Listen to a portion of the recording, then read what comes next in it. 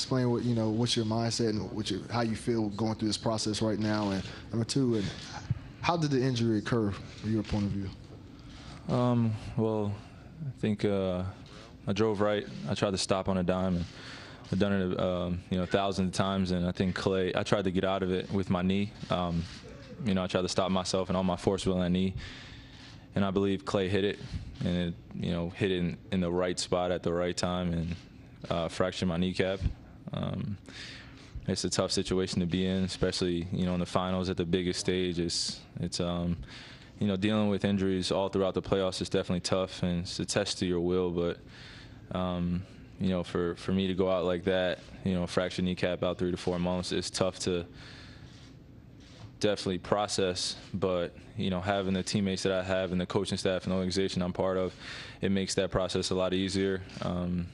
Just been at home watching these guys play and texting all the guys, FaceTiming all the guys as much as possible. And just let them know that, I'm there for them no matter what. I'm going to be riding with them no matter what, but it's definitely tough right now to comprehend. Kyrie, Nick Medellino, starting five online. Coach Blatt said last night that you're Delly's #1 fan. How would you grade his performance in your absence so far? I'm definitely not surprised as much as everyone else is. For me, from the first time I met him in the summer of, I want to say, what year was he drafted? 12?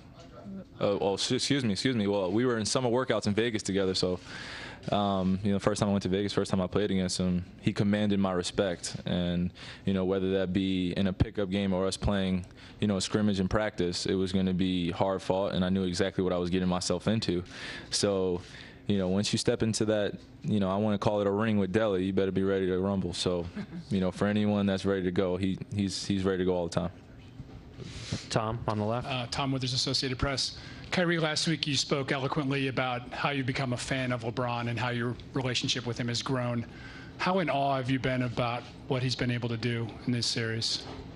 Oh, man, just, the conversations that we've had all season, whether it'd be him talking to me or me talking to him, having that killer mindset throughout the whole entire game, not necessarily worrying about shot attempts or everyone knows in this room he's an efficient guy and he has that attitude going in. But for us to be successful, we just need him to continue what he's doing and have that killer mindset, destroy anyone and everyone that's in front of him. And I think that he's taken that reins on completely. And, everyone's stepping up, and that's what we need going forward to win this NBA championship. Jay on the left and Spears over here on the right, last two. All right, Jay, down to ESPN. Did you feel or did the doctors tell you that the condition of your knee made it more susceptible to injury on that play? No, I was not any more susceptible. I mean, my knee in terms of stability was great. Obviously, there was a risk going out there playing anyway, no matter what. But in terms of everything that was inside of my knee, stability-wise, everything was fine.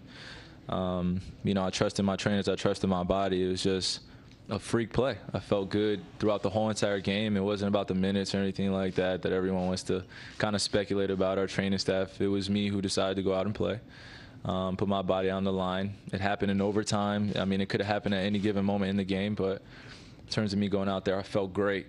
Man, it's just that's probably the thing that hurts the most is how great I felt going into that game.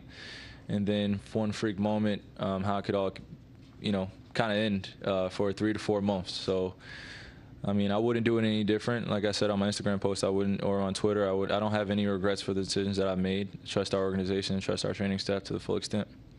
Mark, last one here on the right.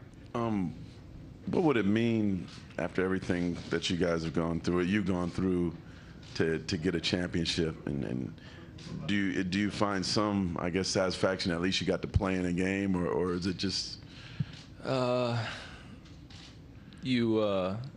this point, we all have selfish ways, and including myself. I wanted to win it, for the city, for my family, for my teammates, and but at this point, sitting back and as a fan and as a teammate, now it's no longer about anything that's going on with me. I don't want the guys to, feel sympathetic or anything like that or feel bad, because I'm pretty sure the Warriors don't feel bad at all, or anyone else. So I want them to stay focused. For me, I'm as crazy as trying to FaceTime Iman Shumpert when he goes into the locker room for a shoulder, just so I could give him a 5-minute pep talk about how much we need him. You know, it's just things like that. I kind of, you know, I sit back and now I'm just admirers of all these guys, you know, whether playing hurt or anything like that. Everything that we've had to endure all season, all the goals that we set, now they have to go out and accomplish it. And now I'm just sitting back as a fan and enjoying it. And did you kind of in your mind know when you were walking off the floor in Oakland that it was season ended? Yeah, I kind of knew. The way it felt, it was something I haven't felt before. And, you know, walking to the bench, I looked at our trainer, Steve, and I'm just like, man, I'm walking around, and I'm just like, this doesn't feel right. And I had to walk off the court, and that was it. Thank you, Kyrie. I appreciate you guys. Steve Kerr will be in